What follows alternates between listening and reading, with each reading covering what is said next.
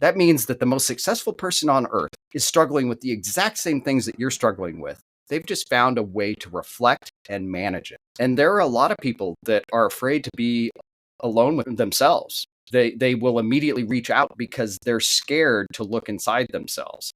And that lies right back into confidence, the confidence to be alone. That is a huge struggle. Welcome to the Happy, Healthy Human podcast. I'm your host, Paul Leviton. What do the happiest, healthiest humans all have in common? They are students of success. In my mission to help both you and I become the happiest, healthiest humans we can be, I have studied success at all levels. And after spending over a decade working in the field of human development and flourishing, I can tell you with certainty, success leaves clues. On this show, I investigate and explore the common clues and foundational principles that tie together success in all areas of life. Whether it's happiness, health, wealth, relationships, it's all a part of the human experience. By following these success clues and understanding the underlying success principles, you will find that success is not simply a possibility, it's guaranteed.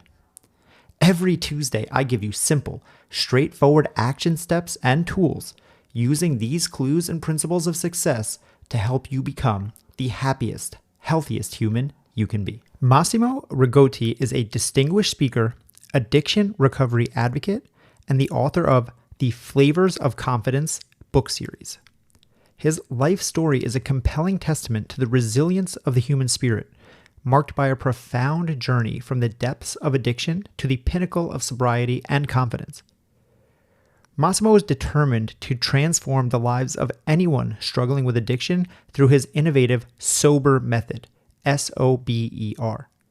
And even if you don't have substance issues yourself or have never even touched the stuff, we all know someone who has.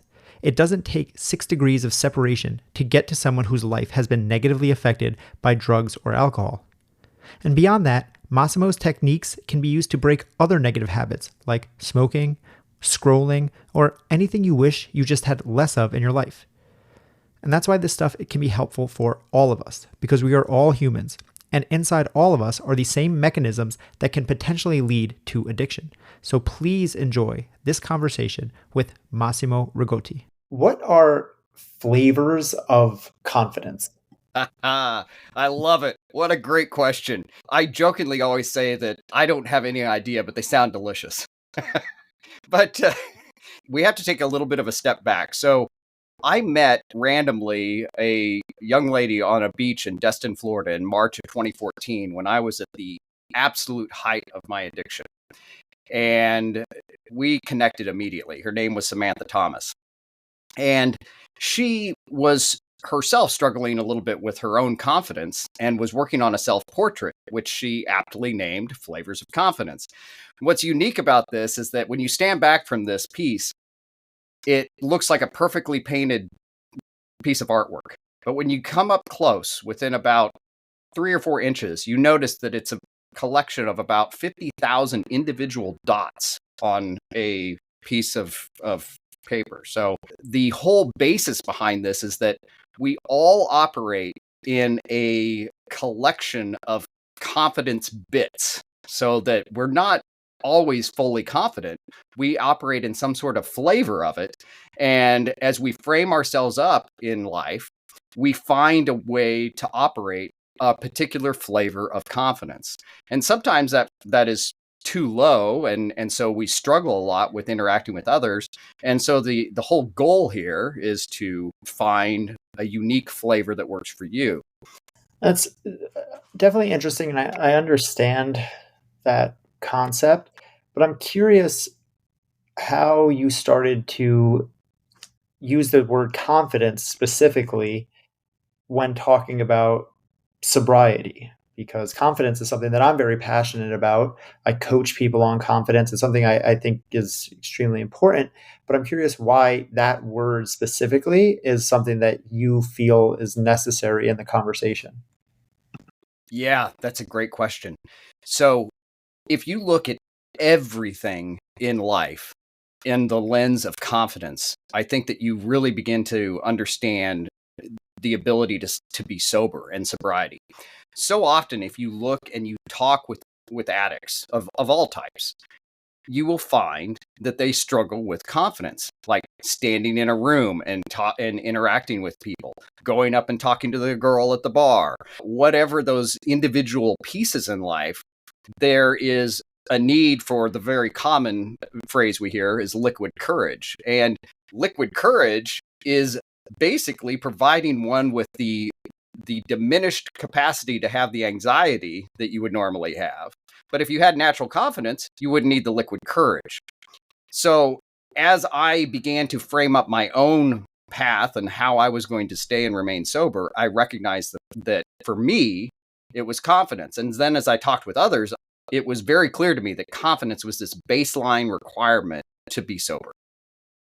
That's very interesting because I agree. I think that confidence is the root of everything. And people often ask me, why do I coach people on confidence? Why do I have courses around self-confidence? And it's because of that. I think that it is at the root of everything. Everything that we want is really just to be more confident. We want to feel better in ourselves, in our capacity, in our abilities. And when we don't feel that, the opposite is, anxiety or stress or something like that, because we don't feel that we're equipped to do the thing, handle the situation.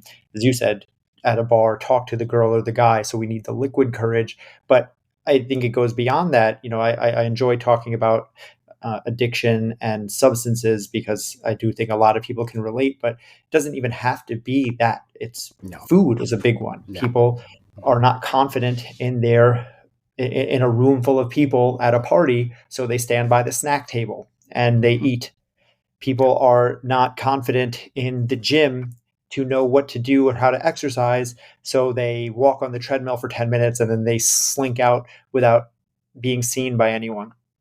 There's all these places where we see that when we're less confident, we have to buttress that with an outside thing. And if your thing is alcohol or drugs, probably worse. If it's food or scrolling, probably bad still, but maybe not as detrimental. But all of these things, it's to me a binary of it's either or. It's either I'm feeling confident and I'm equipped in my own capacity, or I have to try to what I feel like is getting that confidence from somewhere else. But really, it's just an illusion, right? So I know that you have, for your own sobriety and to help others, come up with your own method to try to instill confidence that you call the sober method. So could you break down what that is and how you use this to help people find their own flavor of confidence, to use your words? Yeah, just to quickly touch on a point you just made is that the sober method, which I'm about to describe, completely handles all of these types of challenges. I have worked with people that have food addiction. I've worked with people with device addiction. Actually, I had somebody I worked with that was 83 years old with a device addiction. So that, I mean, like it impacts everybody. And all of it came back to confidence to fitting in a particular situation. So I went to my phone rather than interacting with somebody that was directly in front of me. So the SOBER method, it stands for Stoic, Observe, Behavior, Execute, and Restore. And this is a holistic view and of your overall health, not just in mind. We're talking body and spirit. And it starts out with focusing on the reflection and mindfulness that you get out of Stoicism. One of the big challenges that I heard from a lot of people that attended AA or other 12-step programs is that they were rooted in faith. And this is a challenge for a lot of people today. They don't want to go down that path, and then they leave a 12-step program without any real tools to help them. So mine is completely based in Stoicism. This is ancient philosophy. It's over 2,000 years old, and it really focuses in on taking these deep reflective looks at oneself and taking that stock in yourself. So as you move through the program, the initial is like your we'll just take Meditations by Marcus Aurelius, for example. So you would take a verse out of one of the books, you would look and reflect on this, you would write about it, and then you would think about how that particular item reflected in your own life. And then that's when you move into the observe stage of the sober method. So you're looking at this particular thing. How does this relate to me? How why am I doing this particular thing? What is it based in?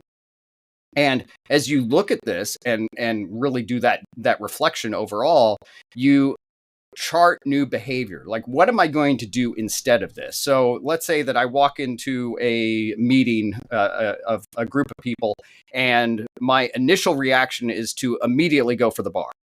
Okay, what would be better? Maybe I need to find somebody I know to tag along next to so I gain confidence to interact in the group. So maybe that is my alternative. So this is the proposing of an alternative behavior in that behavior step. Other things that are going on in the behavior step is that we're charting out things that are necessary holistically to our body. Where's our diet at?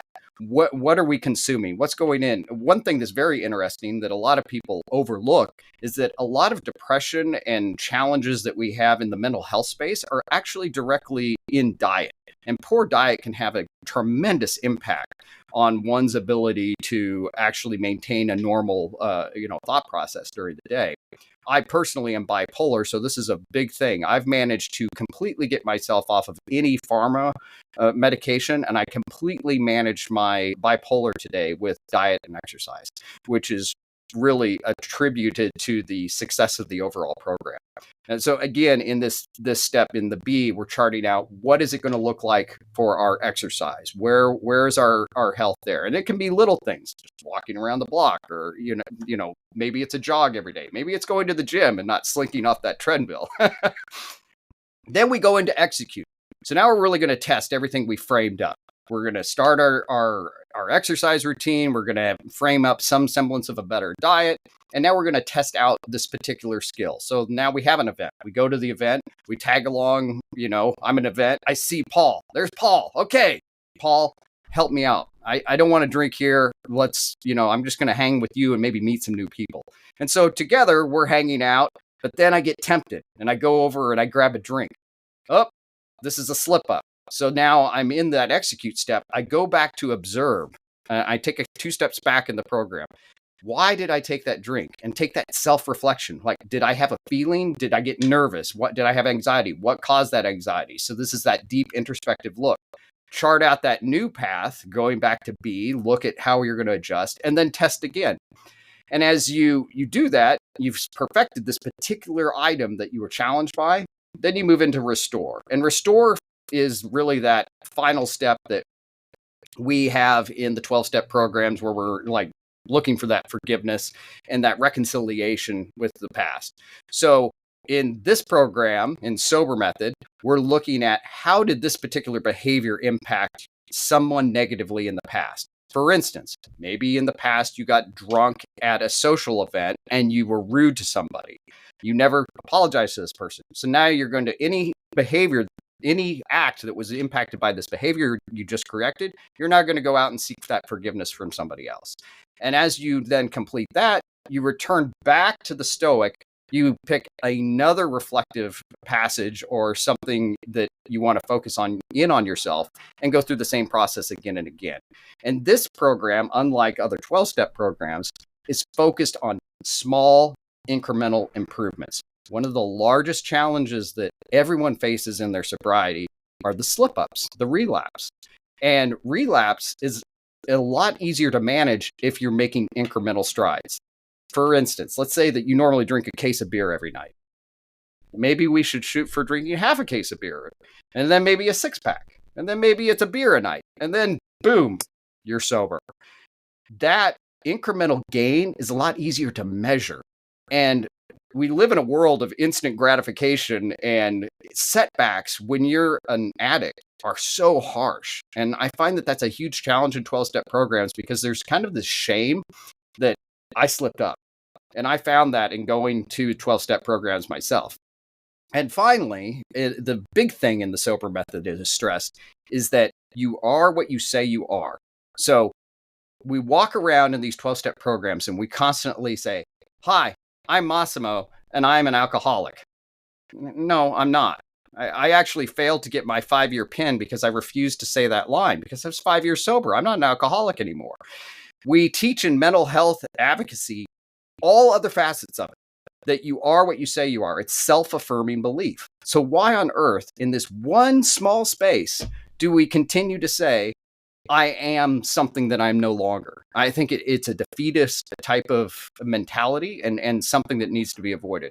So that's the sober method kind of in a nutshell, very quickly. There's so many pieces there that I really, really like, especially that last bit about, the identity. And it's so true.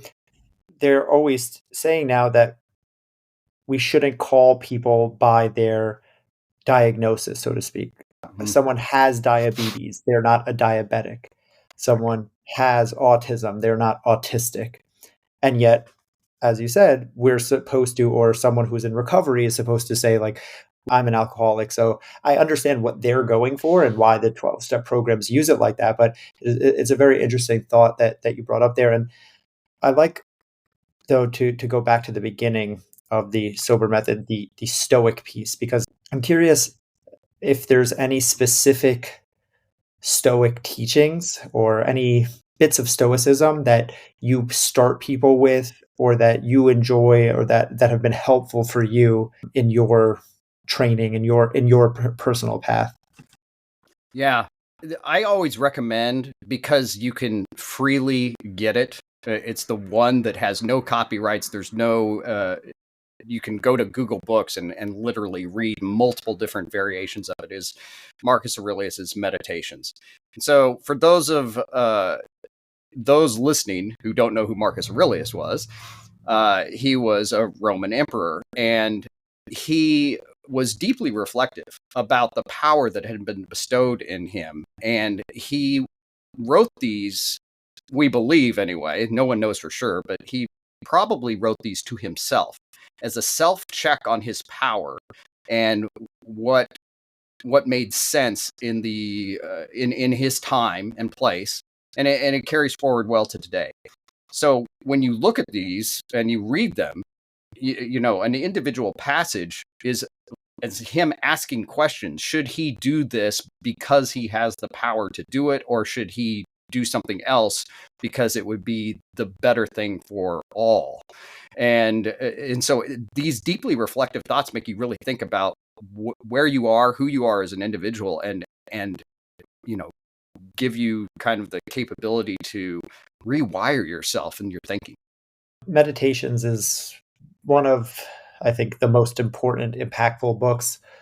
I think that every person should read. I think that if every human read that as in school or as an adult, the world would probably be a better place. There's so much wisdom, as you said. It's, kind of a diary, and it's just the wildest thing to, the man who was literally a god, at that time, like to be the emperor of Rome, it was akin to being a god. He could literally, any thought that he wanted to happen would happen, could happen, and to reconcile with that level of power, level of responsibility, and then to see his inner thoughts and to see that it was much like what we go through. I think that's the most powerful thing about that type of stuff. When you read Meditations, he's struggling with the same things that you or I, or someone struggling with alcohol, or someone struggling with food, or someone struggling with anything. He's struggling. And that's the thing, when I talk on this podcast, I always say happy, healthy human, because this stuff is human stuff. That's why I don't mind talking to someone about addiction, even if everyone who's listening is not an addict, because the things that we struggle with are still human stuff. Your thing might not be alcohol or cocaine or whatever else, but what you have struggled with, no matter what, is feeling less than in a certain situation, of feeling embarrassed or feeling a lack of confidence and wanting to go to something to cover that up, wanting to shrink into yourself and get away from that feeling. Now, whether you lean into a drug or not, that's up to the individual. But I think that we can all understand something about these feelings. And part of your method that I wanted to dig a little bit deeper on, that I want to maybe a little bit more explanation on why you chose this specifically, is about reflection. and how this plays into the overall concept of how you're helping people in the long run. The reflection piece of this is more about understanding oneself. We live in a world today that has dramatically increased in pace, especially in the last, I would argue, 15 years of my life. The pace has doubled or tripled from my early life. Now, I'm old enough to have gone through every type of music capability possible, beginning with records to 8-track to cassettes to CD. I mean, like, I've witnessed a lot of technologies just dramatically change. The dawn of the internet, but the iPhone and smartphones specifically, with the rise of social media, have greatly changed society and the way that we interact with others. And beyond that, it has diminished the quiet time. The time that we used to have where we would read, the time that we would just sit and talk to others, and the time that we were alone with our own thoughts. And there are a lot of people that are afraid to be alone with themselves. They will immediately reach out because they're scared to look inside themselves. And that lies right back into confidence, the confidence to be alone. That is a huge struggle. And I'll tell you, as you were just responding a second ago, I was thinking about someone I met recently that I look up to. And I wanted to meet this person for a long time, and I'm not going to mention who it is. But in a conversation with him, I immediately recognized something that really shocked me. He wasn't confident about several things that he was doing.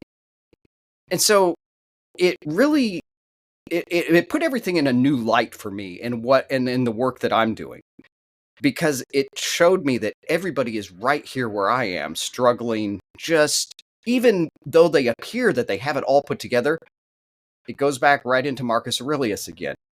He was struggling with these same questions. He was the most powerful man on earth, and yet he was struggling internally with the same type of toil that all of us struggle with. And knowing that is a baseline, it flattens it for everybody. That means that the most successful person on earth is struggling with the exact same things that you're struggling with. They've just found a way to reflect and manage it, if that makes any sense. Yeah, it does. It does completely. And it's, to me, it feels like a weight is lifted. That's why I always feel good to point this stuff out, because what we can't do is take away our own struggles. But that's the whole point. You are not flawed for struggling.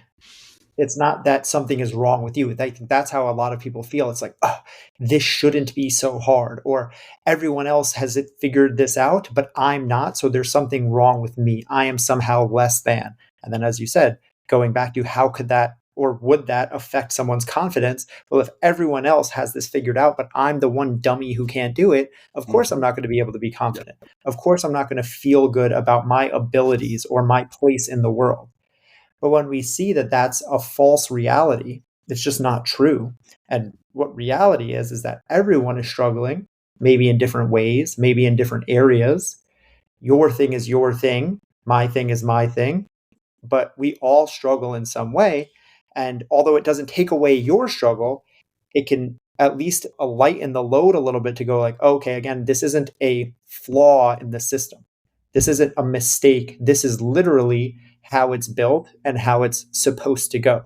And that's a big part of my messaging in this podcast. And when I coach with people and when I talk with people or when I speak on stage, that's like the main point that I'm always trying to get to, is like, it is not that you are broken because you are struggling. Struggle is built into it, just like waves come and go, just like the sun rises and sets. That's just the way that things are. So acceptance is a big part of it. And that's really what I want to teach. So I'm curious with you, with your sober method, with your books that you've written, what makes you so passionate about spreading this message? What made you want to choose this path to be the colors of confidence guy and the sober method guy? Well, that's kind of a tragic story. So remember, Samantha introduced me to the whole flavors of confidence concept and built this program around. So on August 1st of 2020, Samantha was murdered by a drunk driver.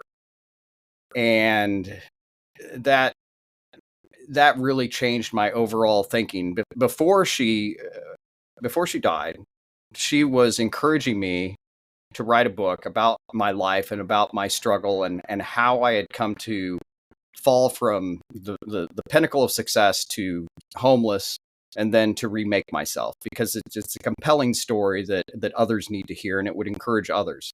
And I was reluctant before she passed away, but as soon as she did, I resolved that, okay, I'm going to write this book. And then after writing the book, I had the opportunity to testify at her sentencing of her murder trial this March in Mobile, Alabama. And when I was driving back to Lincoln, I was just outside of Nashville, and the only way I can describe it is like a bolt of lightning, just outside of the city, driving through those huge cliffs that are on either side of you. And I just, you know what? This is what I'm going to do. This is the best thing for her legacy. I'm going to go out and spread this message to others, to try to do some good out of something that was so tragic, and honor her legacy. And so that's what I've done. I got back to Lincoln. I sat down, I started writing my second book, which is The Sober Method. My first book, Flavors of Confidence, was primarily my memoir with a little bit on how I did it at the end in the last chapter. And the second book, Sober Method, is just the method. And so that's why I'm so passionate about it, because, unfortunately, somebody came and took her life and took her from me and from the world. She was an amazing human. And this is the only way I can carry that legacy forward. I'm sorry that you had to go through that and that happened, obviously, but it's very powerful that you've taken something that is, by all purposes, the worst thing that could happen and turned it into something positive to then spread a positive message to others and help others. It is, as you said, the best possible thing that you could do for her legacy. So I applaud you for that. And when you talked about your sober method, one of the things that I really liked about it is that it's a loop. When I teach my habit building and behavior change model, I teach it as a loop as well. So awareness, Cool. Education, action, and it always comes back around to the beginning, which is awareness again, because that's what this stuff is. We don't ever reach an end point. We don't ever get to say like, okay, boom, done, like I'm good, and then that's it. And something I've heard you talk about in the past is continuous improvement.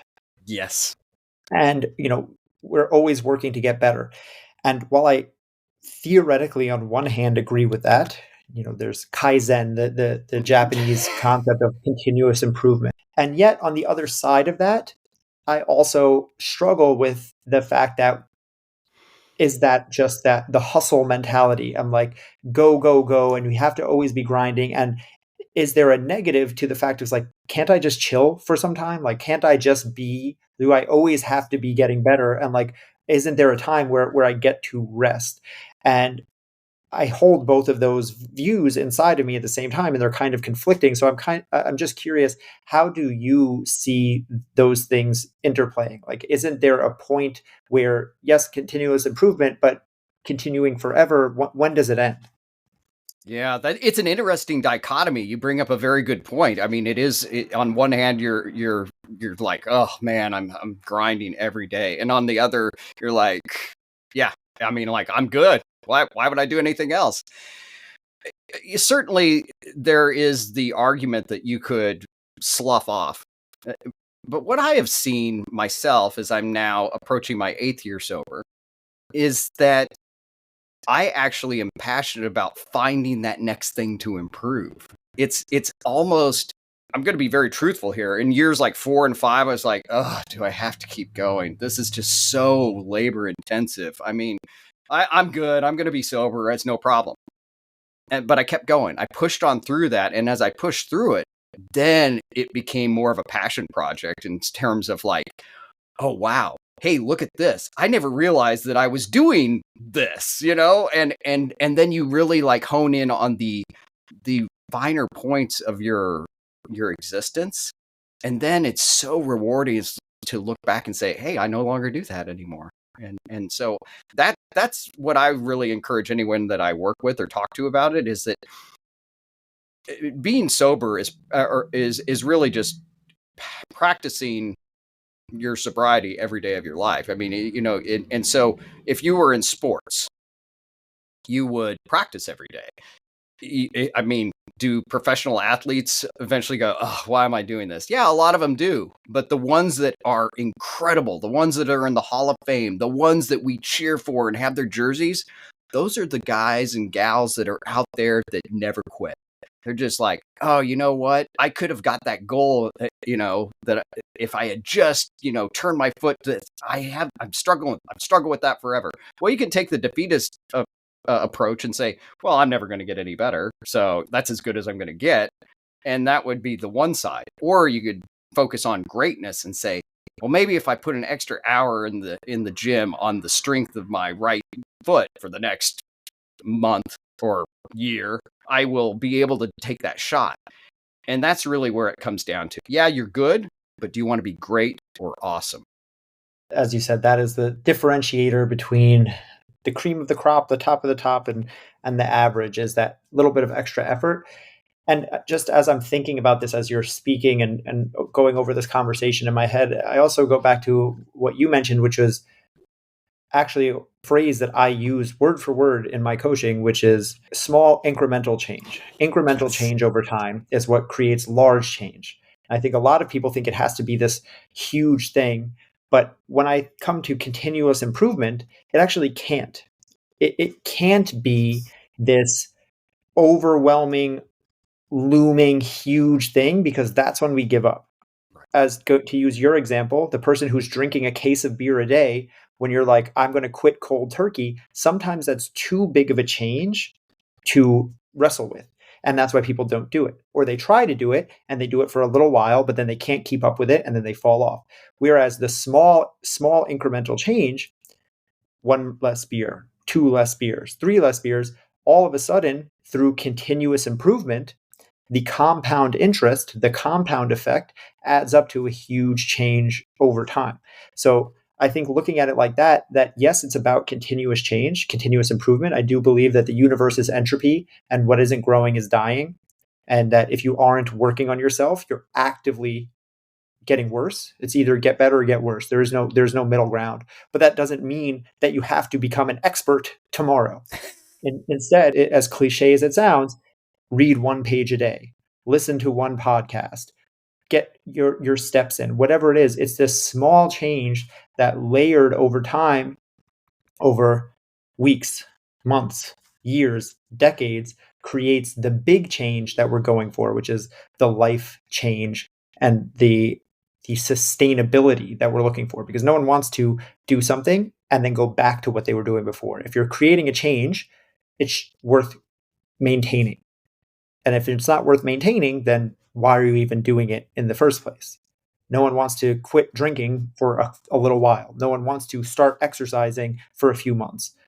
We have to do this in a way that's sustainable. So the last question that I have for you, Massimo, is the same question that I ask every guest on this show. Is that if you had one action step to leave listeners with, as soon as this episode ends, as soon as they take their headphones out, to start living a happier, healthier life, what would it be? Sit down and ask yourself how you could incrementally change yourself for the positive. What does that look like? And secondarily, what would it look like 3 years from now if you took that step? And then I'd recommend you go pick up a copy of Meditations and start reading. I agree. Very actually, I like the part about thinking about what would your life look like 3 years from now if you did that consistently. I think that that's an important thing. It's both. When I do goal setting with clients, it's having the big goal, the 3 years from now goal, the 5 years from now goal, but also having the daily incremental goals. You can't have either one. If you just have the big goal, it just becomes this thing that's like, well, yeah, who doesn't want to be skinny or rich or sober or whatever it is? And if you just have the daily goal of like, I'm just going to drink one less beer today, it's like where is that even taking me? But when you have both the incremental small goals to actually do the thing, and then the big out there goal to motivate you, I think that's when we're able to see real success. So I appreciate you sharing that, and I do think people should go buy Meditations. Go pick it up. It's like you said, you can find it for free online.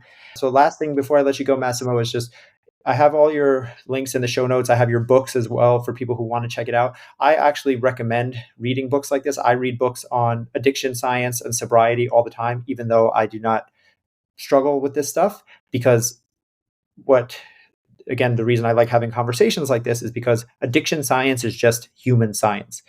Even if you don't think that you're an addict, there's something that you struggle with doing that you don't want to do. For me, it's scrolling on my phone. And for some people, it's eating. But there's something that you do and you're like, why do I keep doing this thing even though I don't want to do it? So understanding sobriety and understanding the way that our brain works with substances can be very powerful. So go check out Massimo's books, check out his website and Instagram and stuff in the show notes. But Massimo, if people want to connect with you, where's the best place for them to find you, to contact you and learn about more of what you're doing? Absolutely. Well, I just launched across all socials at Sober Method. I put out daily TikToks. I go through the sober method during the week, spelling out sober with tips during the weekdays. And then I have reflection on Sunday and motivation tips on Saturdays. So if you just want it in little pieces, I do interact and comment and reply to people. If you want to reach out directly, X is the best platform for me to reach and talk to people directly. Amazing. So yeah, check out TikTok, check out X, Twitter, whatever the hell it is, and go connect with Massimo. Massimo, thank you so much for being here. I really enjoyed this conversation. That's it for today. Thanks for listening. If you enjoyed this episode or got value from it, you can support the show by sharing it with a friend and giving them the gift of a happier, healthier life. You can also leave a rating and review on Spotify or Apple Podcasts. That helps boost the show on those platforms so more people can discover it and we can all grow together. I'll see you back here every Tuesday and Thursday morning. And until then, stay happy, stay healthy.